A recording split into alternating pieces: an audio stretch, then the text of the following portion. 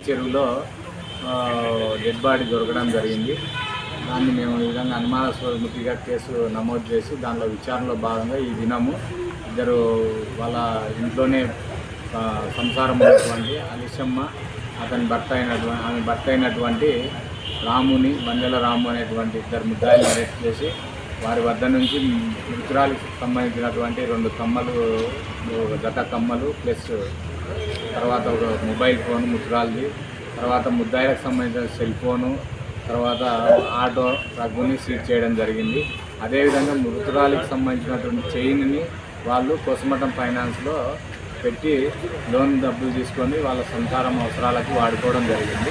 వీళ్ళు ఓన్లీ మృతురాలిని ఆమె దగ్గర తీసుకున్నటువంటి అప్పు 10,000కు ప్లస్ వాళ్ళ ఇంటి అద్దెను చెల్లించే దానికి ఇబ్బంది పడుతూ అదేవిధంగా వారి అవసరాలకు మృతురాలి వద్ద ఉన్నటువంటి చైన్ని దొంగిలించాలనే ఉద్దేశంతోనే ఆమెను మర్డర్ చేయడం జరిగింది. గొంతు తీసుకు చంపి చెరువులో పడవేయడం జరిగింది. అరెస్ట్ చేయి సరే ఉన్న నగదు స్వాధీన నగదు కానీ వారి వద్ద నుంచి ఎలాంటి నగదుని సీజ్ చేయలేదు. 20,000 ఒకటి తీసుకొని రావడం జరిగింది. దానిలో ఆటో ఫైనాన్స్ ఉంటే దానికి 8,500 మిగతా అప్పులకు వాళ్ళ వద్ద ఉన్నటువంటి అమౌంట్ని లోన్ తీసుకున్నటువంటి అమౌంట్ని వాడుకున్నాం, మిగతా అప్పుదారులకు చెల్లించుకున్నారు.